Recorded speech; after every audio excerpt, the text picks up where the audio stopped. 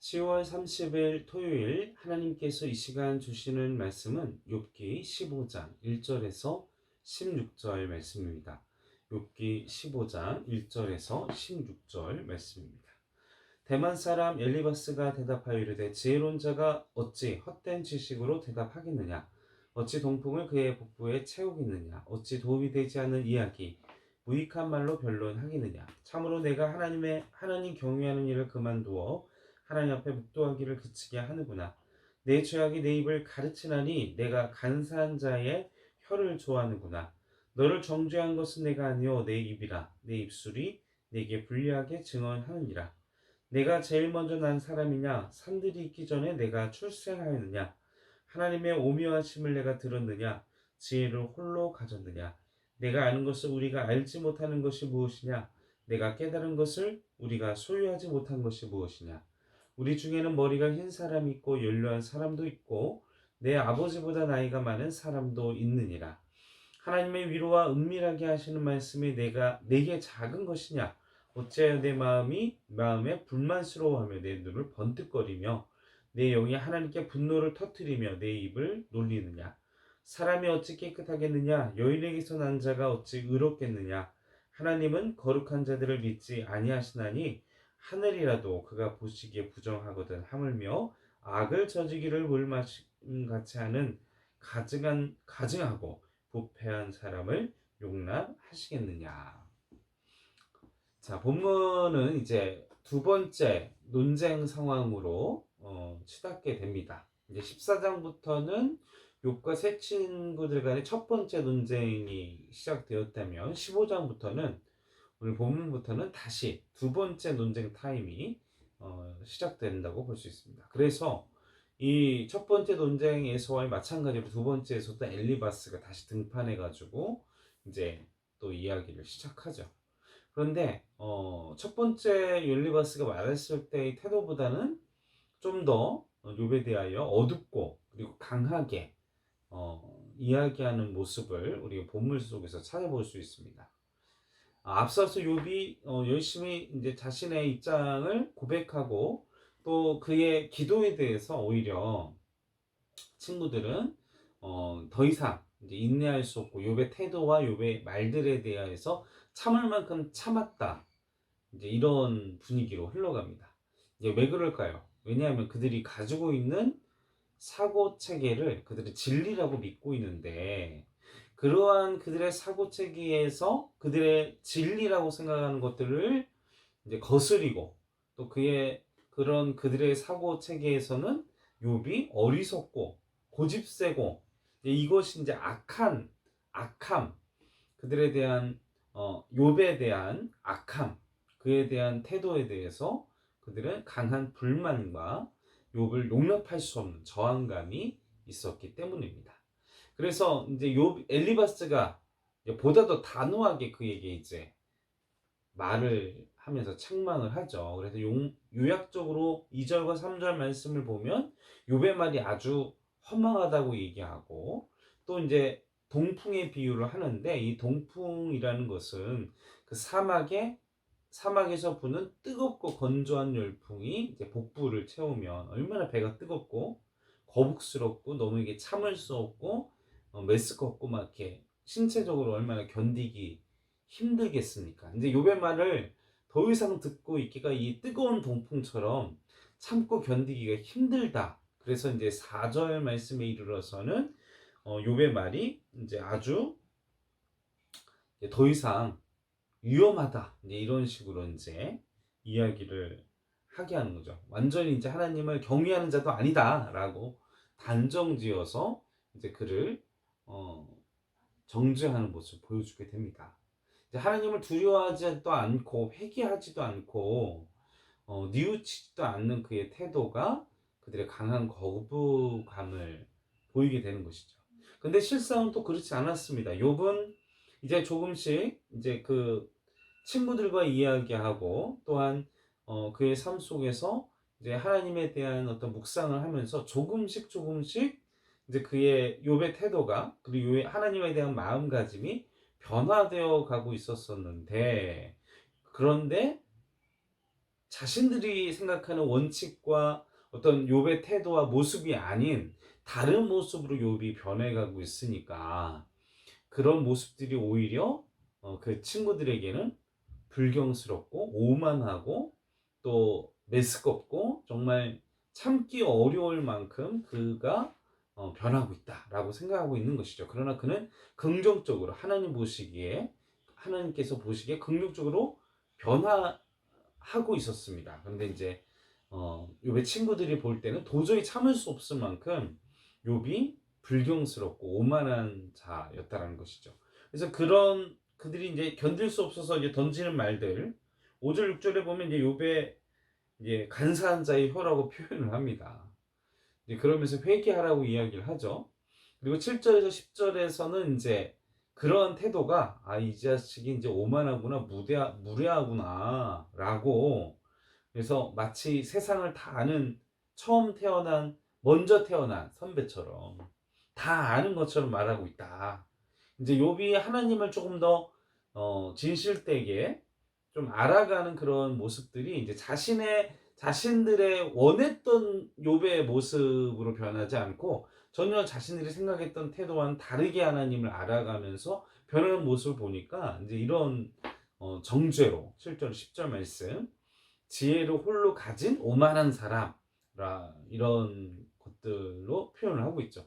왜 이들이 이렇게 화가 났나요? 그건 이제 계속되는 본문 속에서 나타나 있는데 왜냐하면 자기네들이 지혜롭거든요. 욥보다 더 지혜롭고 지혜자가 여기 있고 그리고 나이가 욥보다 연로한 인생에 대한 단맛 쓴맛을 더 많이 보고 경험하고 하나님에 대해서 그들이 생각할 때 그들의 사고 체계로 인생에 대해서 더 많이 아는 지혜자들이 우리 안에 있는데 욥은 그 지혜자의 말을 듣고 그렇구나 깨닫고 또 겸손한 태도를 보이기보다는 자신만의 방법으로 자신 스스로가 하나님을 깨달아 가면서 하나님과의 관계를 다시 맺어져 가려고 이제 다시 살아나고 있는데 그게 이제 그 욥의 친구들이 볼 때는 용납할 수 없는 모습으로 보여졌다라는 것이죠. 근데 그런 태도가 이제 그 욥의 친구들을 분노하게 하고 화가 나게 났다라는 것입니다. 그런데 우리가 생각해 봐야 될 것은요. 욥의 친구들이 욥을 찾아온 이유가 있어요. 그죠? 왜죠? 욥이 당하는 환난, 고난, 고통 때문에 욥을 위로하기 위해서 왔어요. 그런데 그들은 더 이상 이제 그들의 머릿속에는 욥에 대한 위로는 안중에도 없습니다. 위로는 없습니다. 오직 자신들이 생각하는 사고와 이러한 논리와 그들이 생각하는 하나님, 그들이 생각하는 하나님의 모습과 하나님의 원리를 어떻게 보면 세상의 원리예요. 그냥 권선징악, 선한 사람이 복을 받고 악한 자들은 심판을 받는다. 네가 그래서 죄가 있다. 너는 죄인이다. 너는 의롭지 못하다. 그 논리에 대한 어떻게 하면 이놈의 자식을 굴복시킬 수 있을까? 인정하게 할 수 있을까? 그 입에서 나는 죄인이다라는 말을 그들의 그 욥의 친구들의 말을 관철시킬까? 거기에만 혈안이 되어 있습니다. 이제 그들의 생각 속에는 자신의 생각과 우리가 그래서 진정으로 이웃을 위로하고 내 주변이 힘들어할 때 그들을 위로하는 방법이나 그리고 그들에 대하여 우리가 말을 건넬 때에는 내가 과연 내 생각, 내 주관, 나의 이런 개똥철학을 나의 잘못된 생각들을 나의 어떤 주관적인 소견들을 다른 사람에게 요구하고 있지는 아니한지 강요하고 있지는 아니한지 나의 부족한 생각들을 너무 그러고 있지 아니한지 한번 내 자신을 돌아볼 필요가 있습니다. 욥의 친구들은 전혀 그런 자신들이 옳다, 진리다 이런 상황 속에 욥을 지금 죽이고 있고 또 우리가 그러한 태도를 가지고 상대에게 말하고 그렇게 관철시키고자 노력하면 우리는 영혼을 살리는 게 아니라 영혼을 죽이게 된다라는 것입니다.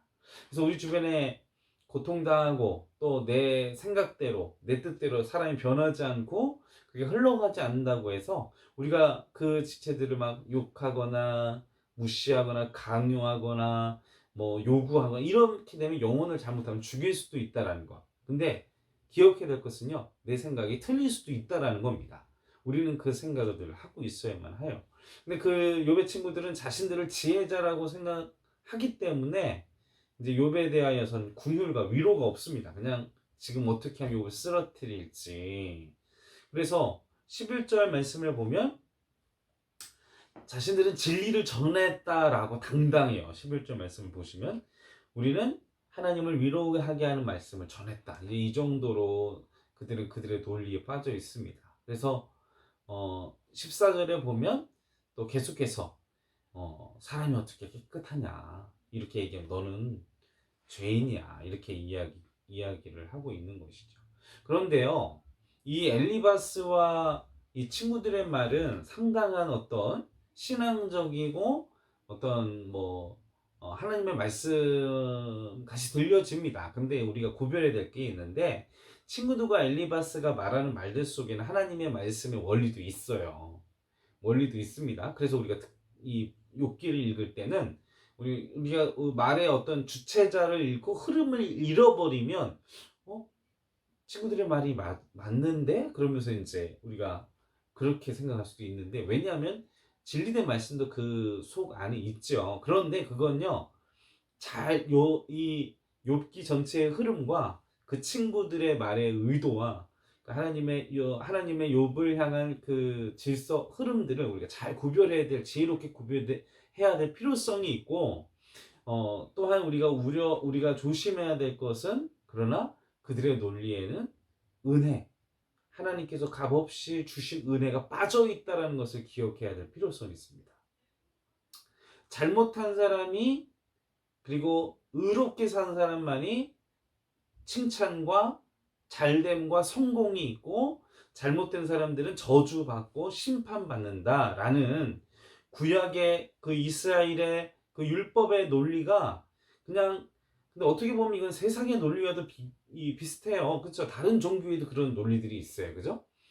선한 사람은 복을 받고 악한 사람들은 벌을 받는다. 세상의 논리도 이와 같습니다.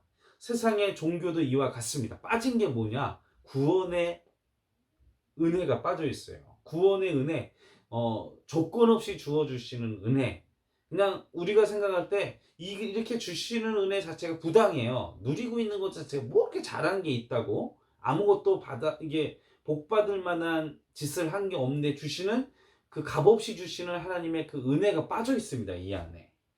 이 욥의 친구들의 논리는 그냥 무조건 그런 은혜들을 복음이 없고 그냥 하나님께서 베풀어 주시는 그 구속의 은혜에 복음이 없고 오직 그냥 이원론적인 정의, 인간보적인 사고만을 가지고 욥을 정죄하고 이렇게 파괴하고 있다는 것입니다. 사랑하는 성도 여러분, 우리의 마음속에요, 세상의 원리, 세상의 진리, 세상의 방법들은요, 우리가 계속 듣다 보면 그게 진리처럼 느껴져요. 그러나 진정한 진리는 하나님의 말씀과 그리스도의 십자가 안에서 주시는 은혜만이 진리이심을 기억하시기를 바랍니다. 우리가 세상 얘기를 듣고 막 세상에 많은 영상과 미디어와 이야기를 듣잖아요. 근데 그게 진리인 것처럼 생각할 수 있는데 잘못하면 우리는 욥의 친구들처럼 세상의 원리와 논리와 그러한 것들을 가지고 하나님의 논리인 것처럼 하나님의 진리인 것처럼 얘기를 할 수도 있어요.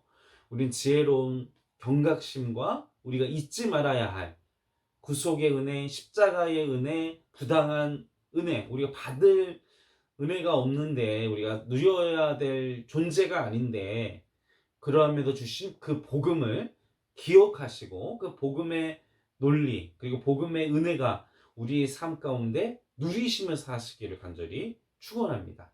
우리가 그 은혜를 누릴 수 있어야 내가 부당한 일 가운데에서도 그리고 내가 그 어떠한 상황 가운데에서도 평안하며 그리고 내 주변에 있는 정말 용서할 수 없는 자들도 용서할 수 있는 은혜가 그것은 내가 무조건적인 은혜를 누릴 수 있을 때, 구속의 은혜를 누릴 수 있을 때, 그 십자가의 은혜를, 부당한 은혜를, 복음 안에 있는 그 은혜를 누릴 수 있을 때, 우리가 진정한 은혜를 누릴 수 있음을 기억하시기를 바랍니다. 함께 기도하시겠습니다.